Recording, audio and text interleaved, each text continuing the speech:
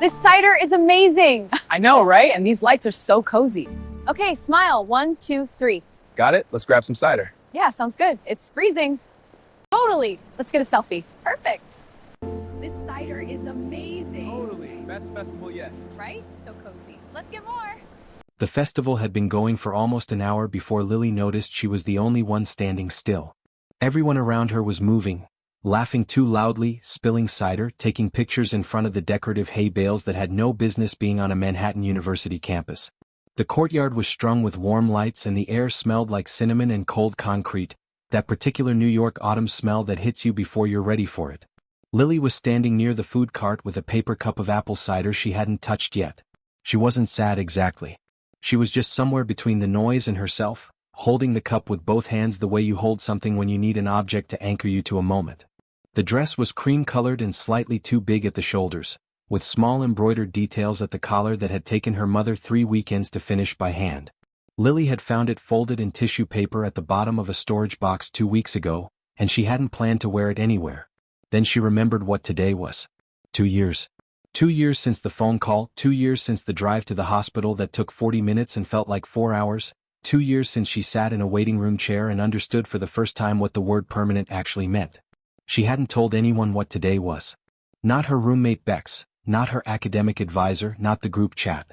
She just put on her mother's dress that morning, took the subway to campus and showed up to the festival because standing still at home felt worse than standing still in a crowd. She took a slow sip of the cider. It was too sweet. Across the courtyard, Professor Roman Dravin stopped walking.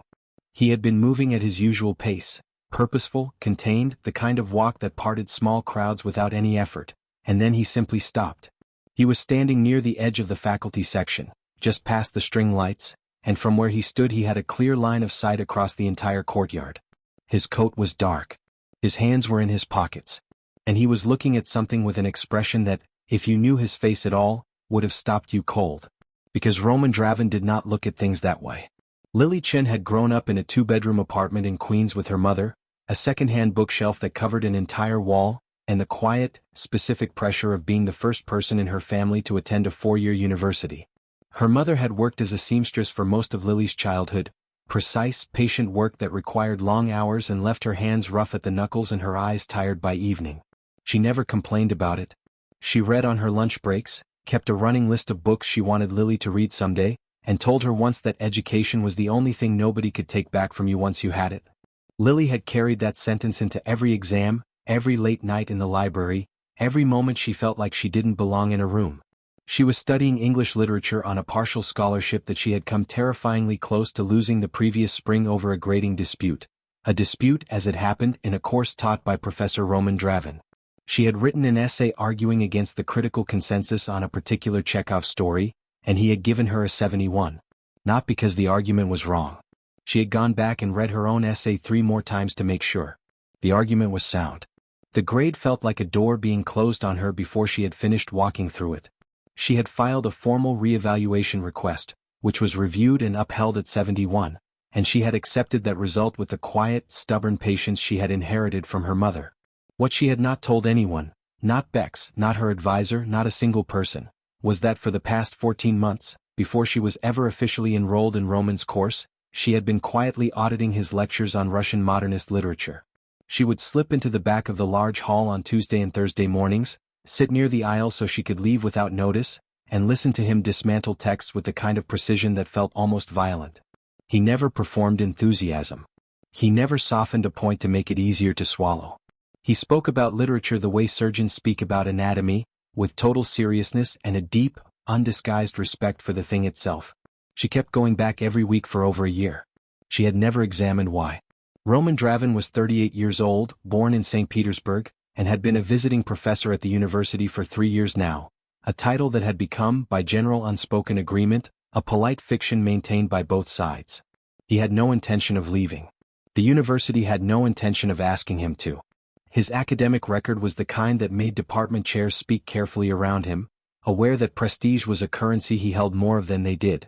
He had published 2 critically recognized works on Russian literary modernism before the age of 34.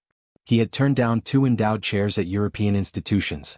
He graded without sentimentality, ran his seminars with an economy of words that some students found thrilling and others found genuinely frightening, and had not attended a single university social event in the 3 years he had been on campus. Students called him the Wall.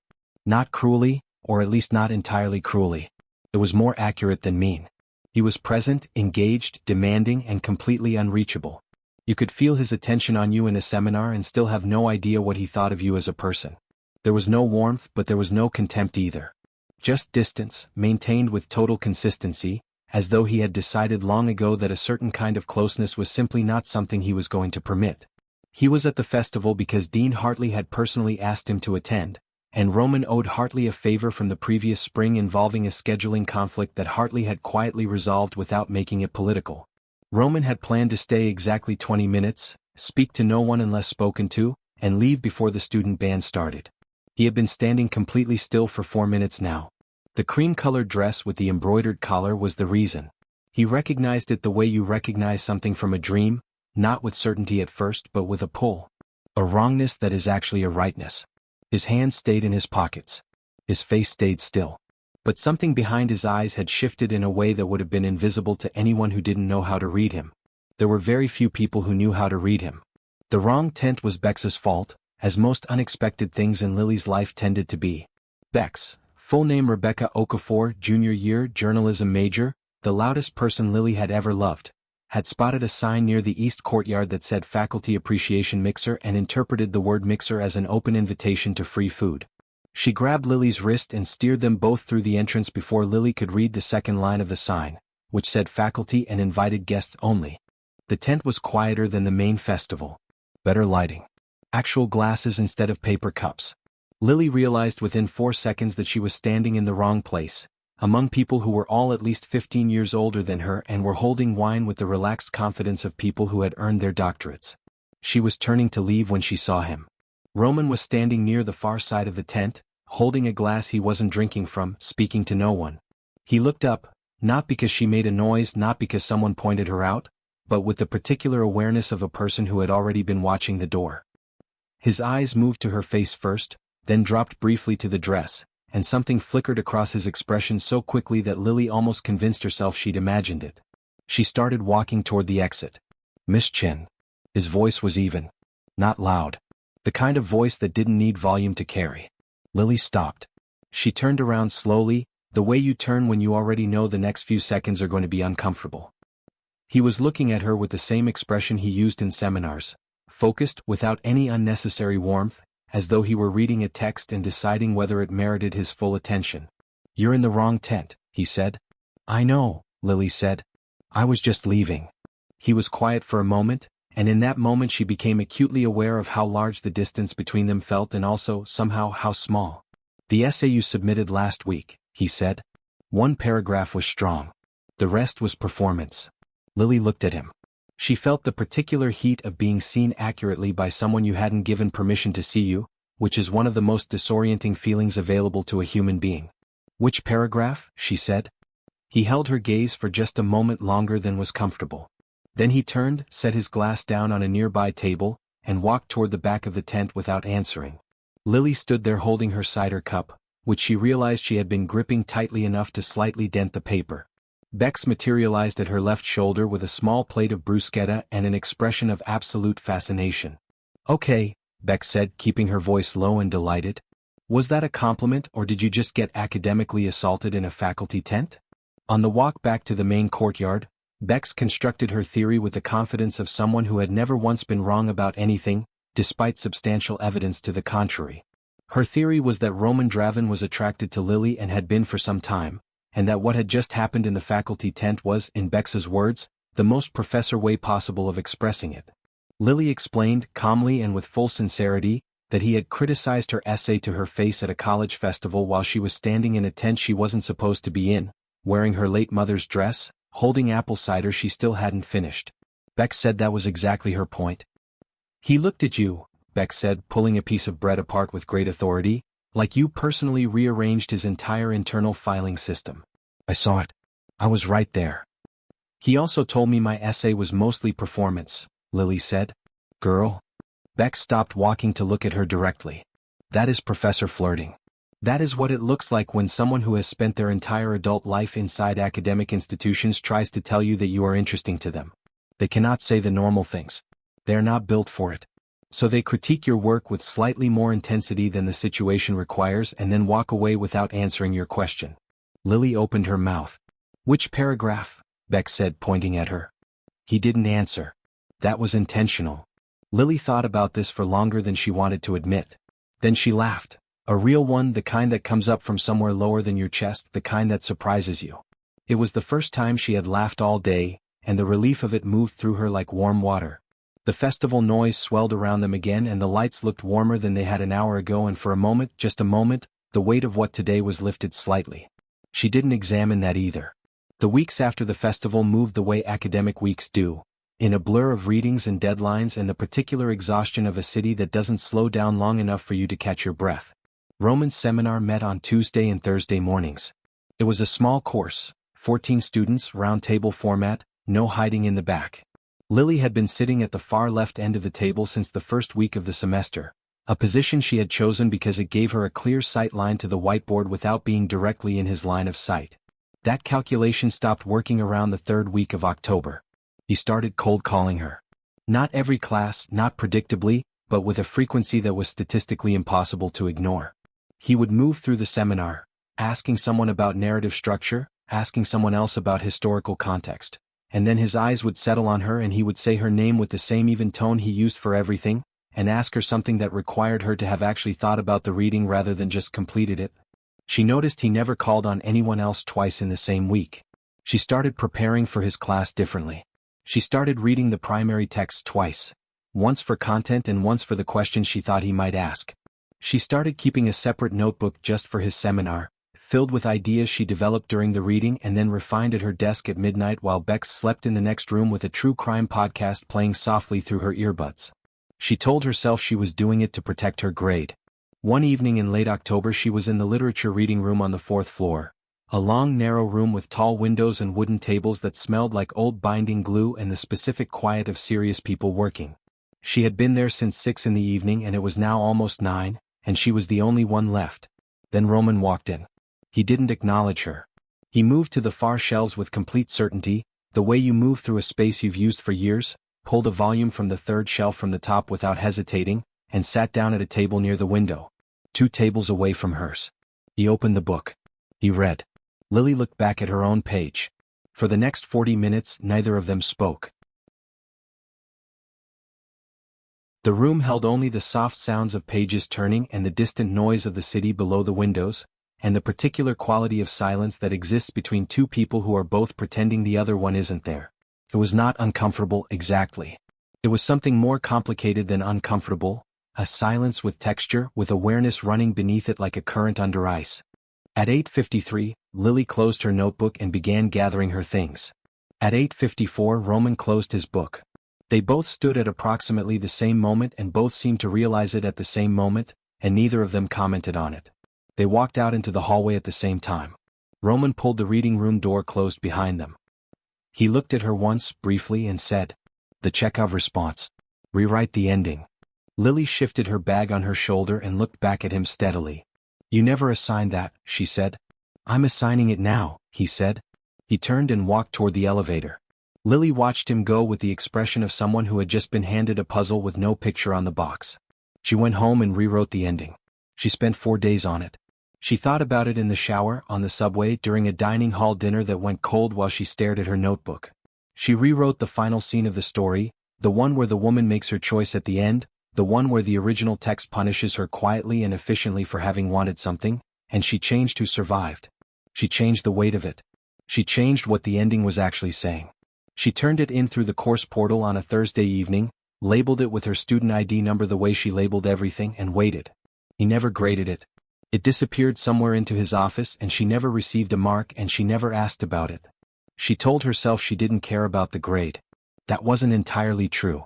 But what was also true was that she cared more about whether he had read it than whether he had scored it, and she couldn't fully explain what that meant, so she filed it away in the part of her mind where she kept things she wasn't ready to look at yet. In the second week of November, Lily was called into an academic integrity meeting.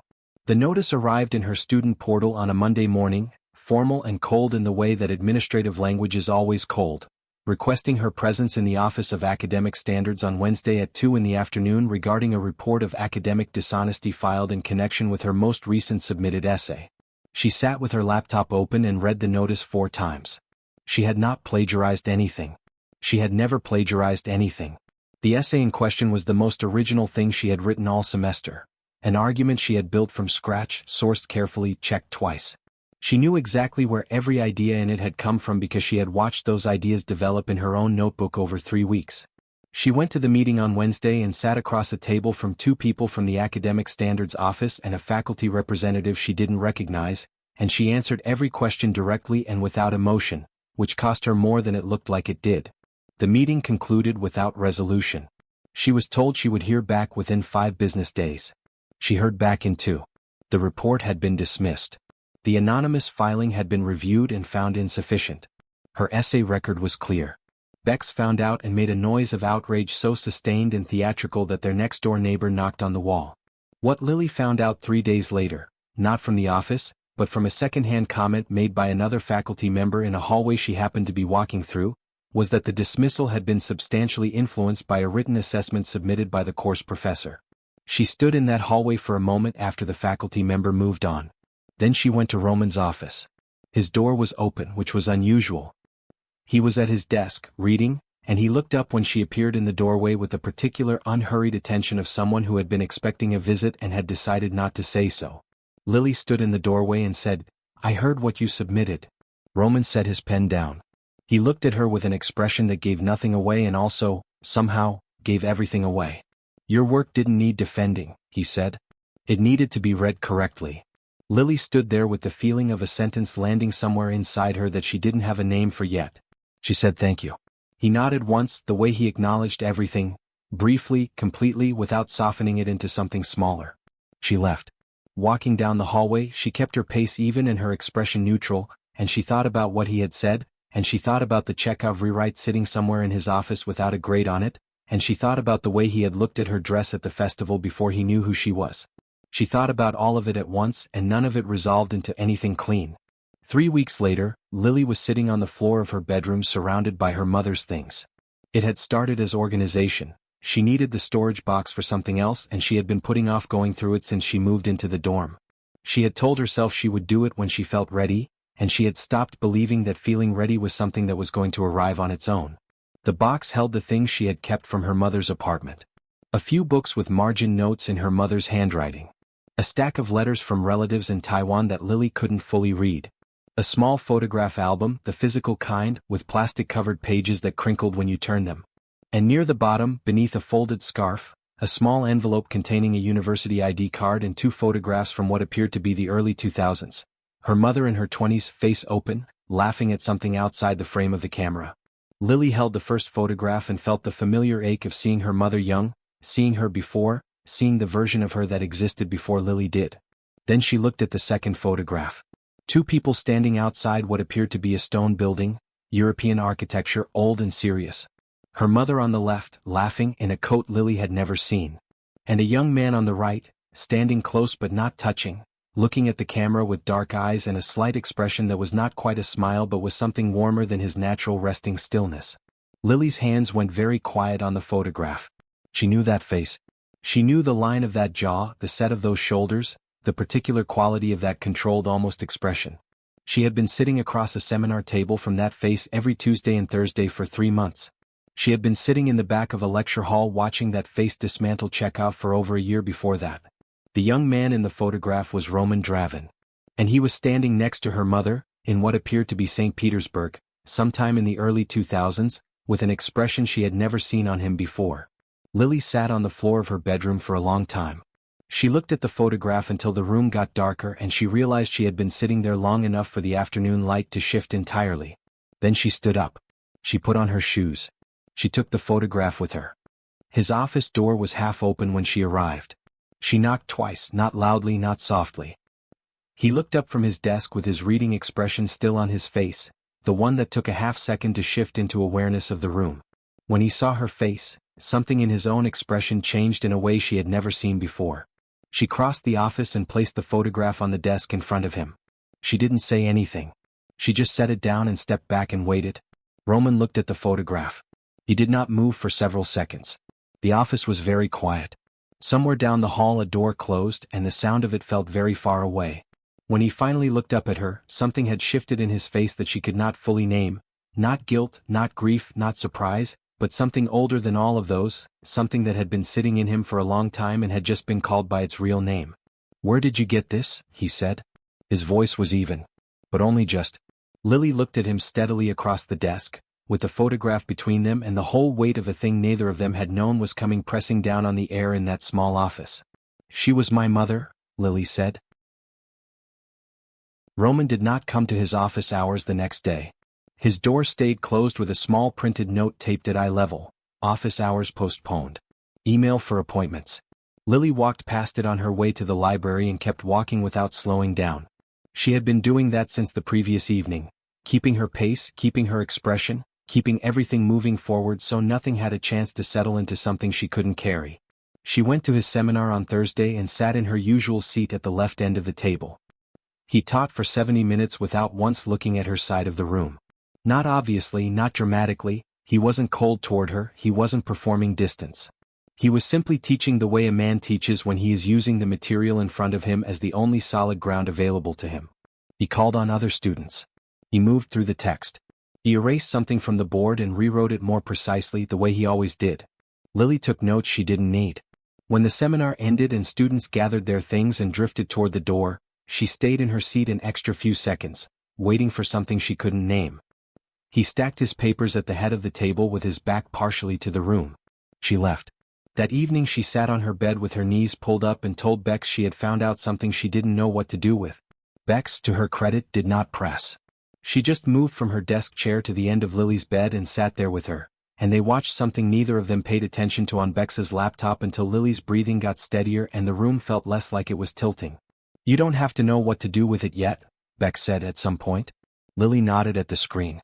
She didn't sleep well. She hadn't since the floor of her bedroom, since the photograph, since she was my mother and the way his face had looked in the silence that followed it, like a man watching something arrive that he had always known was coming and had still not been ready for. He asked her to stay after class on a Tuesday, 11 days after the photograph. Not warmly. Not urgently. He said it the same way he announced page numbers, cleanly without decoration. The other students filed out and Lily remained in her seat at the left end of the table while he closed the seminar room door and came back and sat down, not at the head of the table but 2 chairs away from her, which was close enough to feel deliberate. He told her in the measured way he told everything, without softening it and without performing detachment, that he and her mother had met in the spring of 2003 when she came to St. Petersburg on an exchange program through her undergraduate university. She had been in the city for 1 semester. They had been close. He used that word with a precision that told her he had chosen it carefully, aware of exactly how much it carried and how much it withheld. When the semester ended and she returned to America, he had told himself it was geography. That the distance would make the decision for him so he didn't have to make it himself. He finished his second major research project. He accepted a position that required 2 years in Moscow. He won an award that took another year to properly receive and respond to, the way academic recognition always demands its own long aftermath. By the time he allowed himself to look back clearly, her mother had built a life. A real one. A daughter, a home, work she was proud of, a life she had made without waiting for him to figure out what he wanted. He had come to New York 3 years ago. He said it carefully, he was not chasing her. He had been telling himself that for long enough that he could say it with a straight face. But Lily was her mother's daughter and she had inherited the ability to hear the space between what someone said and what they meant. He had come because he needed to know she was okay. That was what he allowed himself to call it. He had found out, through a mutual academic contact, that she had passed away. 8 months before he arrived. He had never told anyone. He had accepted the position, unpacked his office and stayed. The seminar room was very quiet when he finished. Lily sat with it for a moment, not because she didn't know what to feel but because there was too much to feel and it was arriving in the wrong order. Grief and anger and something painfully close to understanding, all at the same time, none of it neatly separated. She looked at him and said, "She never mentioned you." He held her gaze and said nothing because there was nothing to say to that. "Not once," Lily said. Not accusingly. Just honestly. She kept a lot of things she didn't talk about. I used to think that was a kind of strength. She stood up, gathered her notebook and left the seminar room with her chin level and her steps even. She made it to the stairwell at the end of the hall before she stopped walking. She sat down on the cold concrete step and pressed her back against the wall and let herself feel the full weight of it. Not for him, not even entirely for her mother, but for all the quiet choices people make when they're young and in love and convinced that time is something they have plenty of. All the things her mother had folded up and tucked away. All the things she had chosen not to carry out loud. Lily wondered if she had inherited that too. She sat in the stairwell until her breathing evened out and the cold of the concrete had worked its way through her jacket. Then she stood up, wiped her face once with the back of her hand and went to the library. Professor Alan Wren had been in the English department for 19 years and had learned, over those 19 years, to recognize a threat to his position before it fully materialized. Roman Dravin was a threat. Not personally, Wren didn't dislike him as a man exactly. He disliked what Roman represented, a kind of academic authority that didn't require political maneuvering, that existed entirely on the merit of the work, and that made Wren's own carefully cultivated faculty relationships feel, by comparison, like scaffolding around a building that had never actually been constructed. He had been building a quiet case against Roman for the better part of a semester. Small things, carefully documented, a pattern of favoritism in grading, inconsistent office hours, a general suggestion of improper faculty investment in a particular student's academic trajectory. He had the anonymous integrity report on his record. He had 2 faculty members who owed him favors and were willing to sign their names to a formal concern. And now he had the photograph. Lily never found out exactly how it left Roman's office. She had her suspicions and they pointed in one direction, and she never said them out loud because she didn't have proof and because saying them would have required her to explain how she knew the photograph had been there in the first place.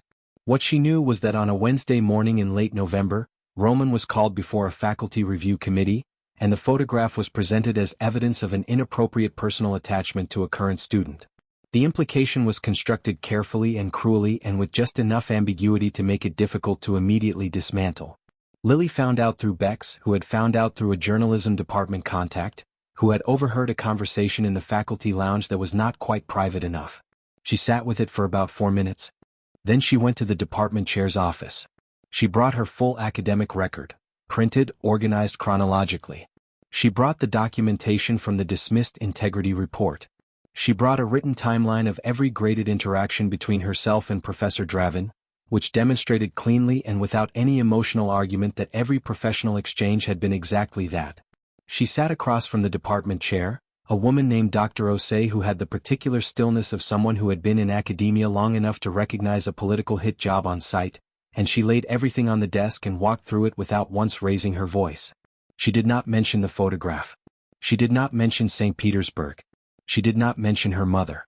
She left the office 40 minutes later and went directly to the library, sat at her usual table, and opened her notebook to a blank page she proceeded to stare at for 20 minutes without writing anything. She had not told Roman what she was going to do. She had not asked his permission. It had not occurred to her to do either. He came to the library that evening. She heard the door and looked up and it was him, coat still on, like he had come directly from somewhere else and hadn't stopped to think about whether this was a good idea. He moved through the reading room and sat down across from her at the same table. The same table as always, as though they had an arrangement neither of them had formally agreed to. He looked at her for a moment. "You didn't have to do that," he said. "I know," Lily said. The reading room was quiet around them. A radiator ticked somewhere in the wall. Outside the tall windows the city was doing what the city always did. Indifferent, continuous, lit up against the dark. "Why did you?" he said. She looked up from her notebook. He was watching her with an expression she had been learning to read over the past several months, the one that looked like stillness but was actually the opposite. The one that meant he was paying attention to everything. "Because you read my work correctly when no one else did," she said. "And I think you've been reading things correctly for a long time without letting anyone know." He held her gaze for a moment that lasted several seconds past the point where professional distance could explain it. Then he closed the book in front of him, stood, and walked toward the door with the even, contained pace she recognized from 100 hallways and seminar rooms. He stopped before he reached the door. He didn't turn around. He stood with his back to her and his hand not quite on the door frame and said, "The Chekhov rewrite. You changed who survived." "Yes," Lily said. "Why?" She set her pen down. "Because the original ending punished her for wanting something," she said. "I didn't think that was fair." The door opened. He left. Lily sat at the table in the quiet reading room and looked at the blank page in her notebook for a long time. Then she wrote something in the margin, small and private, and closed it. He found her 2 days later on the steps outside the Humanities building, sitting in the cold with a coffee she was actually drinking this time. He sat down beside her without asking, which was new, and for a moment they both looked out at the campus moving in front of them. Students crossing the plaza, a food cart trailing steam, the particular gray-white sky of a New York November that sits low and close like a held breath. Then he spoke. He told her he was aware of what the situation looked like from the outside. He was aware of the gap between them, in age, in position, in institutional power, in all the ways that a university makes certain dynamics visible and formal and impossible to pretend away. He was not asking her for anything, and he wanted to be clear about that. Whatever happened in the review, whatever came next professionally, he was not placing anything on her. But he was also, he said, no longer willing to pretend that the last several months had been ordinary. He said it without poetry and without drama, in the same even voice he used to deliver seminar feedback, and somehow that made it land harder than if he had dressed it up. "I'm not a man who makes things easier for people," he said. "I don't know how to do that. But I would like to stop pretending I don't notice you." Lily wrapped both hands around her coffee cup. She looked out at the plaza. A pigeon was aggressively pursuing a dropped piece of pretzel near the fountain, and the absurdity of it, the complete indifference of the city to any of this, helped her think more clearly. "My mother kept a lot of things she didn't say out loud," she said finally. "I used to think that was strength. I'm not sure anymore." He was quiet beside her. "I think sometimes it's just fear wearing the right coat," she said. She didn't look at him when she said it. She didn't need to. She felt the small shift in the air beside her that meant the words had landed somewhere real. They sat there for a few more minutes without speaking. Then she finished her coffee, stood up, said she had a seminar to get to, and left. She didn't look back. She didn't need to do that either. The faculty review concluded on a Thursday. Ren's case dissolved under the weight of its own thin construction. Dr. Osei, who had listened to Lily's documented timeline with the calm attention of someone filing it carefully away, had asked questions during the review that made the political architecture of the complaint visible in a way that was difficult to recover from. The 2 faculty members who had signed their names quietly withdrew their concerns within 48 hours of the committee convening. Roman was offered, as a clean and dignified exit from the situation, a prestigious fellowship in London. A full year, fully funded, beginning in the spring. The dean presented it personally, over coffee, as a favor, a way of stepping away from the noise and returning with his reputation not just intact but elevated. Roman sat with it for 1 day. Then he declined. He submitted his refusal in a single-paragraph letter to the dean's office, polite and final. On the same day he submitted a separate letter converting his position from visiting professor to full-time faculty, a change that came with a different set of institutional rules, one of which was that full-time faculty were required to formally recuse themselves from grading students with whom a conflict of interest could be identified. He filed the recusal paperwork for Lily's academic file the same afternoon. Her grades, her remaining course evaluations, her academic record, all of it was transferred to a different faculty advisor. He removed himself from every formal position of power over her academic life, on paper, through the proper channels, before she knew any of it was happening. Lily found out from her academic advisor, who sent an email explaining the transfer with no additional context. She sat with that email for a long time. 3 weeks later, on a quiet Sunday evening in December, she was clearing her desk before the end of semester when she noticed the envelope. It had been slipped under her door at some point. She didn't know when, she hadn't heard it arrive. It was a plain envelope with her name written on the front in handwriting she recognized immediately. She sat down on the edge of her bed and opened it. Inside was her Chekhov rewrite. The one she had submitted through the course portal in October. The one that had never come back with a grade. She had almost stopped thinking about it, the way you almost stop thinking about something you've decided not to wait for anymore. She unfolded it slowly. In the margin, in dark ink, in his precise and unhurried handwriting, was a single line. The ending you chose was the correct one. She turned the page. Folded separately, tucked behind the essay, was a note. Not long, half a page, maybe less. But she could see, even from the front, the ghost impressions of lines that had been pressed out by the pen and then crossed through, words that had been written and reconsidered, sentences that had been started and abandoned, something harder and more exposed that had been revised down, again and again, until what remained was only what was true and necessary. She read it once. Then again. There is a festival at the end of the month. I will be there for the full evening this time. Not 20 minutes. She sat with it in her hands for a long moment. Then she looked up. Her mother's dress was hanging on the back of her door.